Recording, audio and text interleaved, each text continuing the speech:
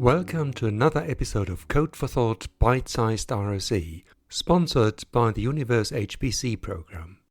My guest today is Jamie Quinn, who you will hear from later, and we're going to talk about reproducibility and FAIR.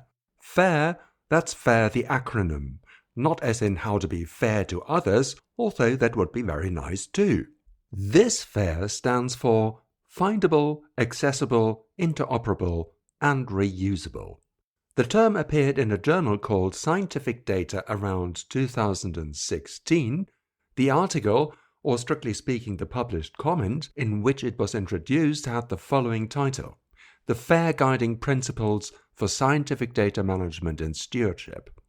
Of course, it takes some time to write an article, not to mention having it published, so the acronym was actually coined a bit earlier, around 2014, as part of a workshop in Leiden, in the Netherlands. The ultimate rationale behind creating the FAIR principles is a drive to make and keep science open and reproducible. As the article says, and I'm quoting, all scholarly digital research objects, from data to analytical pipelines, benefit from application of these principles, since all components of the research process must be available to ensure transparency, reproducibility, and reusability. Reproducibility in science is a big subject, and when you do an online search, you'll find plenty of references to it, including a number that talk about a reproducibility crisis in science. So, reproducibility, what's the big deal then? Well, let me tell you a story. In 1989, two electrochemists, Martin Fleischmann and Stanley Pons, published a paper in which they claimed to have achieved nuclear fusion at or near room temperature. Nuclear fusion is the physical process that's firing our sun. It requires a lot of energy to get two nuclear cores from hydrogen atoms or isotopes to merge, so being able to do that at room temperature and with a relatively easy experimental setup would be, to put it mildly, a sensation.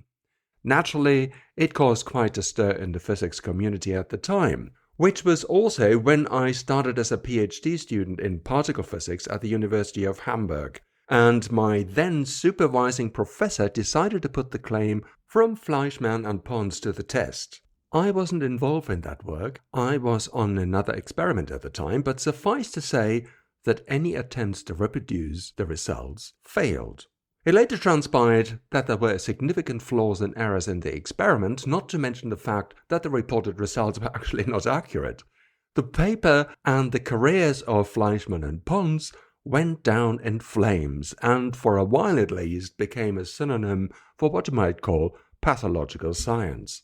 Sadly, there have been other cases of scientific failure since then like this, including downright fraud. But luckily, the vast majority of researchers and scientists have a functioning ethical compass and take great care to produce reliable and trustworthy data.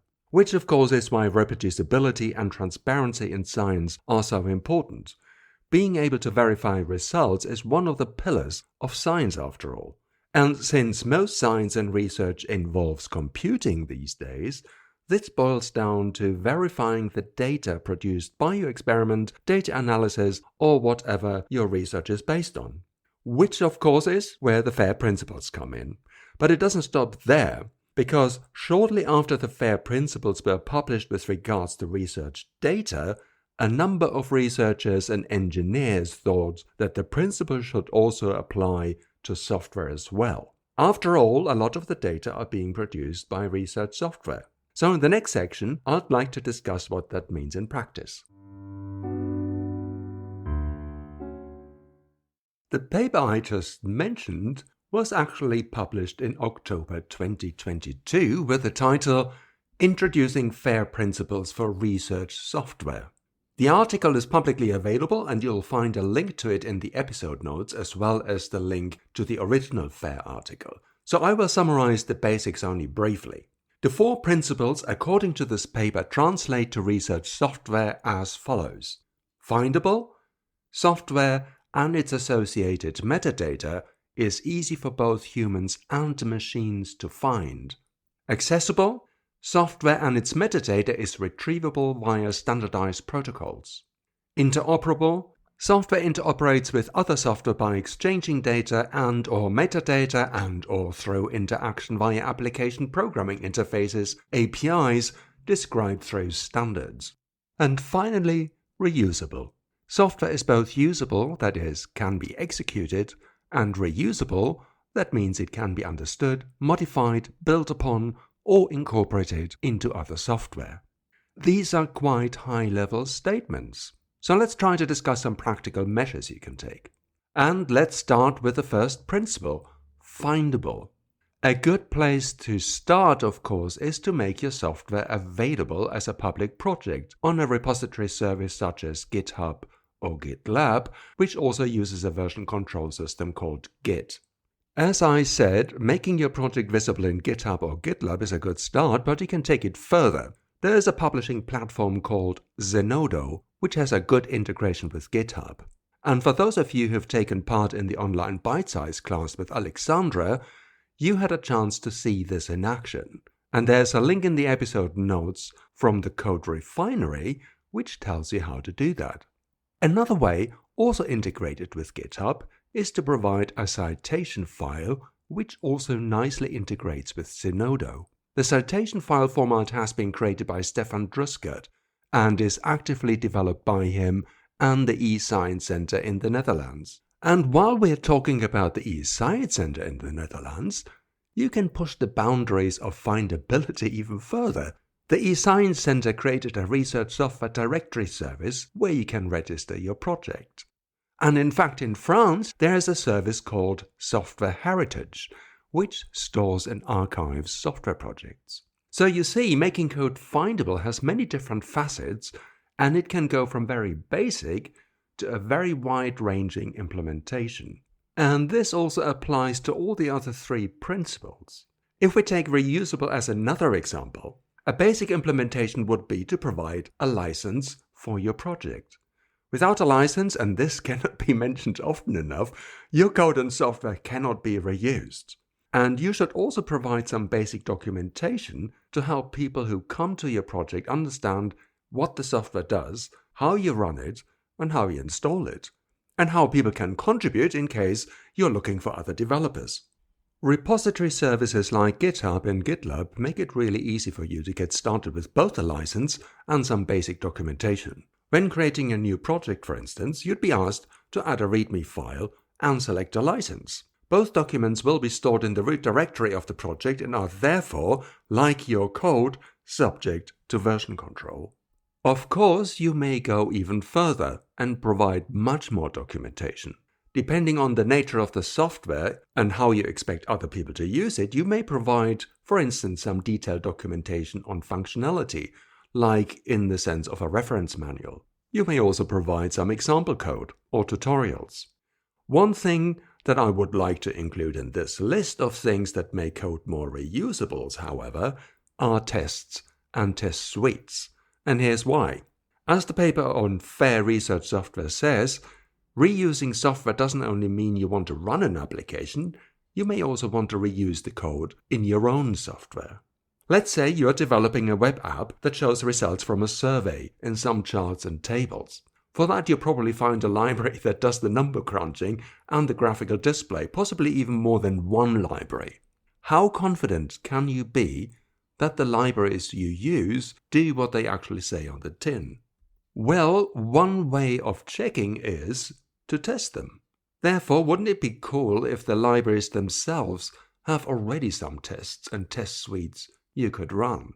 And this is, of course, exactly what a number of open source software projects offer these days. So for me, including tests and test suites enhances the reusability of a software quite a bit. But like Findable, there is actually a range from very basic to more sophisticated and elaborate implementations of how to make your code reusable or more reusable. Well, that's a lot of theory for one day, so let's hand over to Jamie in the next section, where we focus on reproducibility in science in general and what that can mean for software. I'm Jamie Quinn. I'm currently a senior research software engineer at Imperial College London, Department of Aeronautics. I used to be at UCL in their central RSE team, and in a previous life, and where a lot of this thinking is come from. I did my PhD in computational astrophysics. So I've done lots of big simulations and analysis of big data, and part of my PhD was trying to make this reproducible. Reproducible is a big theme, of course, in science and Yeah. also in software. Could you take us through what that means for you? Maybe starting with your science experience, because that's what you just mentioned is where it all started. Yeah, so my take on computational reproducibility, if you're doing computational science, if you're doing some sort of analysis using computers, you should probably be making this reproducible because you can. It's not like an experiment where you have different things that could change day to day. It's bits and bytes. They shouldn't change. So I think theoretically we can have reproducibility. Of course, it does take work. And I think that's certainly what I found during my PhD is it does take work to make things reproducible to different degrees. I mean, for context, my science work was running big simulations on big supercomputers. They would output some data, and I would then analyze that data, turning it into various graphs for papers. I mean, there's kind of two parts to reproducible there. I could give you the codes to run the simulations, but if you don't have a big supercomputer, well, you're probably not going to be able to reproduce those. So maybe I can actually just give you the files that came out of the supercomputer, the simulation outputs, and then you can run your own analysis on that as well. So there's kind of two pieces to, I think, the reproducible story there. Is that the reproducibility in terms of producing the data and making sure you produce the same kind of data, and then the data analysis? Is that the kind of two levels that you're talking about? Yeah, exactly. So, I mean, you could check, have I done the right simulation the right way? You could go even further with that in terms of the simulation side because, well, I used one piece of simulation software, but there's others available. So, perhaps it's actually even more reproducible if, maybe replicable is the more correct word, if someone else can use the same kind of setup that I've got, the same kind of physical scenario, put it into a different simulation software and hopefully get the same results out. The question I have then is, when you do simulations, you're probably not getting exactly the same bytecode back. As far as I remember from my days in particle physics, some Monte Carlo simulation that has a random number generator with a particular seed and that might produce different results, different data, but the analysis on average should kind of result in the same thing. Yeah, absolutely. I mean, even deterministic simulations, I was doing a lot of deterministic stuff that didn't have any intentional randomness in it. You run it on a different computer and it handles floating point numbers slightly differently, and all of a sudden you do have just slight differences in your data. And because the kind of stuff I was doing was turbulent fluids, I mean, it's a chaotic system, so any tiny change is going to really lead to a big change in results in terms of a specific run. But you're right, you average over lots of different simulation outputs and you should get some sort of consistent statistics on that. What I'm getting at is that I do get the reproducibility of the data analysis where, as we just said, you average over the stuff, but I'm not quite there with when you actually produce the results, because they could then, as you just say, a different computer does handle floating points differently. And so you may get slightly different results. Or if you have a random number generator, you might get different results anyway, because it's meant to be a random generator. So what does reproducibility then in the production of data mean? And how do you verify that it's actually in the same ballpark? Yeah, I mean, it's a really tricky question because, as we said, sometimes you can expect byte for byte exact same results. If you run it on the same computer, you use exactly the same settings, exactly the same compiler and all of that, the tech stack is the same. Well, yeah, there is a high chance that you can get bit for bit exactly the same results. But I guess we just have to think about that in terms of the same way we think about physical experiments. You do have just subtly different conditions, and I think it depends on what kind of data you're producing, how close do you have to be to another person's results to consider both the same, to consider that you've reproduced their results or someone else has reproduced yours. So I realize that doesn't really answer the question, because I think it does depend on the nature of the science that you're doing, on the nature of the results, whether you can say that you've reproduced something. To be honest, I think the true mark of reproducibility is being able to reproduce the graphs in a paper or the numbers that are quoted in a paper. I think ultimately, once you go through the entire process, if you can't get those graphs, well, I don't think those results are reproducible. That's quite an interesting definition. And I think in science, obviously, that makes a lot of sense because the paper is still one of the main outputs.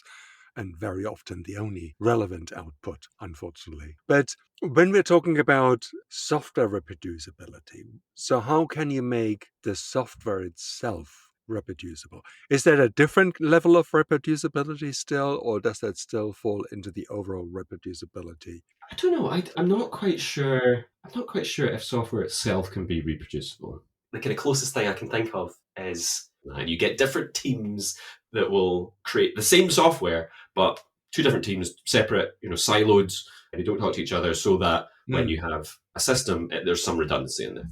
I guess that's probably the closest you can get to kind of reproducible software.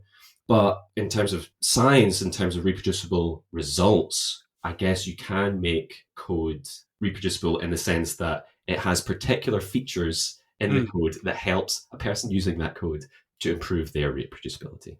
Such as, you mentioned the random number generator. If a code doesn't have the ability for you to set a random seed, then that's far less reproducible. The results that you get out of that are far less reproducible than if you can set a seed and you can tell someone about the seed so that they can go away, use exactly the same seed for the exact same number generator and hopefully get a very similar result.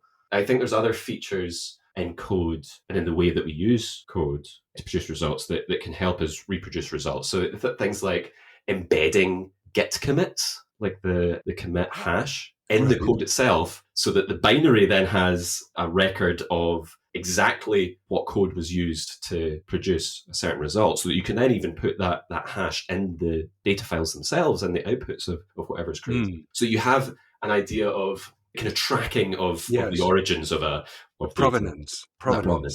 And I think that's an important thing that code can do. You can have features within code that helps to track the provenance of the data that comes out of the code. For me personally, it's kind of related to reliability as well. And that then, of course, leads me to making the code testable. Or tested. Not only testable, but it needs to be testable. So you need to write the code in a way that it can be tested, but then you also have to provide the tests.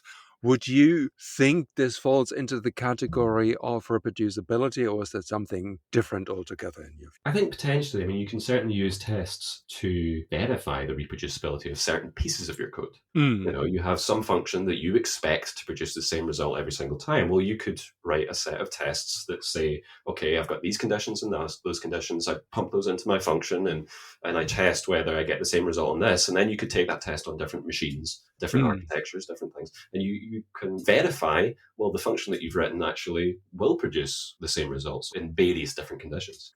I think it's an important way of using testing to prove or to try and encourage reproducibility. So what we haven't talked about, of course, is your work as a scientist. So you got to the point where you think reproducibility is important.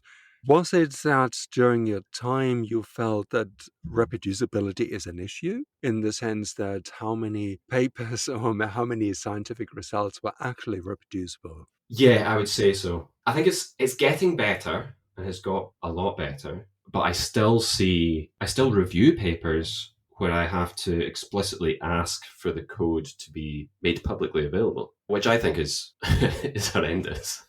And I've had pushback from publishers saying, oh, well, you've said the science is fine on this paper, we're just going to publish it anyway, even though the code's not available. And I kind of get where they're coming from in terms of, for papers, you can describe the initial conditions, you can describe your general what you should put into a piece of simulation software, but it's still maths. So there's no way to actually check that the way they've put their conditions into the simulation software they're using, there's no way to check that they've done that in a way that makes sense, in a way that is actually reproducible to you, reproducible to anyone else.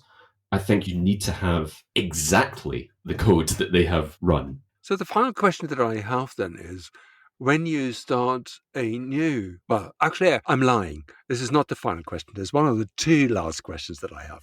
So you're starting a new project, and how can you make sure right from the beginning that it's reproducible? What kind of practical steps can anyone take?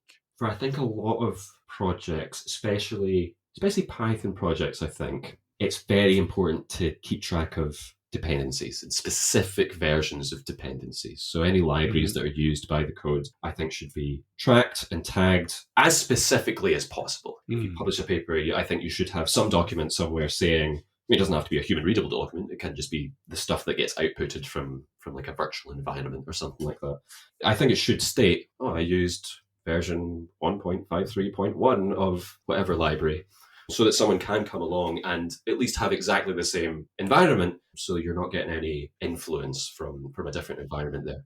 Yeah, I think that's a pretty crucial one, even just so you can actually run your own code in a year's time. Yeah, When I was about to say Yeah. that even for your own sanity, you need Absolutely. to make sure that. Yeah, I think trying to introduce some kind of tracked provenance of data, I think is very useful. It's not always straightforward, but I find it very useful. Once I'd kind of set up for my own science work, once I'd set up that kind of system, I could look at any simulation data file, find out exactly the Git commit that had been used to produce that data file. I could go find the exact version of the code.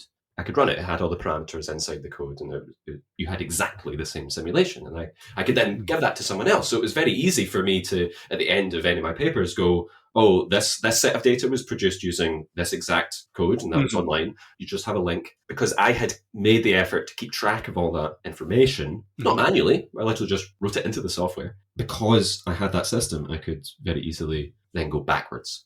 I actually have another, just one more technique. When I was running a lot of simulations, as in varying all these different parameters and running all this different stuff, I made great care, and it was a little bit more effort, to always write a little script that actually ran the simulation, so that I could have a record inside that script that said, I ran this with the simulation with those parameters. That's a very good hint, because the less you do manually is really what we're saying, the better, because, once you have it written as a code, then you can version control it, and then you have a handle on keeping track of it. So the last question that I have, and this will be the last, we're not often fortunate to go into a project which starts from scratch. We often go into a project which has already been running for a while, where you may find that things are not reproducible. So what can you do as an aspiring PhD student or a researcher to turn this around? For legacy software, testing, first of all, whether the results are reproducible. Maybe you've inherited a piece of legacy software that somehow is reproducible. It's entirely deterministic. It's great. But I suppose if you do end up with a piece of code that does seem to be producing different results every single time you run it or something like that, just hammering down the bits that seem to keep moving. Things like the random seeds. It's so easy. I mean, I've been doing some game development recently, and it is so easy for one single change in the code to reorder how a random number generator is being processed. Instead of having a character move and then the enemy move, if the enemy moves first and it calls the random number generator, well, the swapping of those things means that they actually have different numbers, even though it's exactly the same situation. So I think trying to nail down, especially random number generators, it's tricky, but it can be done. There's actually a wonderful talk from the Game Developers Conference, and it's on using noise functions. So noise functions are slightly more deterministic. You still have to be careful with them, but they're slightly more deterministic, and I think potentially more useful for science, actually, when we reach for the kind of random number generators that sit in C's rand or C++'s random. They suffer from an interesting number of problems that you wouldn't, I certainly didn't think about. Yeah, I do admit we got a bit carried away with random numbers and noise generators. But if you like, I include a link in the episode notes with regards to the talk Jamie just mentioned. But the discussion about randomness wasn't entirely, forgive me for saying that, random. As we discussed, random number generators are used in a number of simulation software packages. I remember, for instance, a project in epidemiology I worked on where random numbers were used to predict the effect of an infectious disease, HIV in this case, on a sample population. Talking about infections, we've seen the need for reproducibility and the implementation of FAIR principles quite dramatically during the COVID pandemic, when sharing and reusing data became vital to combat this disease. But now it's time for our quiz again.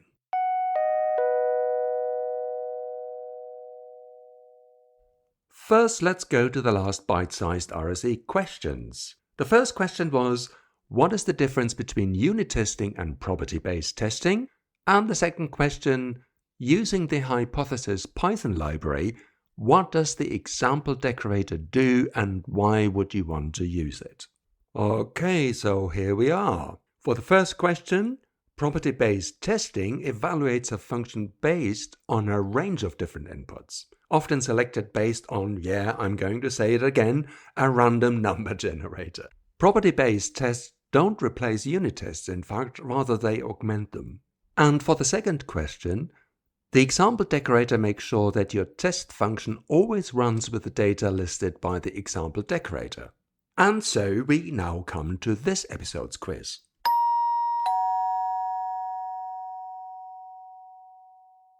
During this episode, I mentioned a few things you can do to make your software findable and reusable, so obviously my two questions are about the other two remaining principles.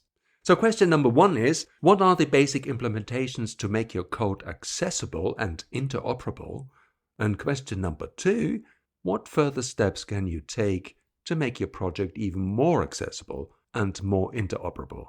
And as per usual, it all will be revealed at the next bite-sized episode. If you like, you can email me the answers on codeforthought@proton.me. That's code for thought with the number 4 in the middle. And now you can even contact me directly from the show notes. You just hit the link right on top of the notes. In the next and final bite-sized RSE episode for this season, we're going to talk about packaging in Python. Stay tuned and keep listening. Thank you for listening to this episode of Code for Thought Bite-Sized. The content and the interactive bite-sized RSE sessions are created and run by Jamie Quinn from Imperial College London and Steve Kraut from Southampton University. The podcast episodes are produced by Peter Schmidt. Finally, we'd like to thank Universe HPC for their continuous support.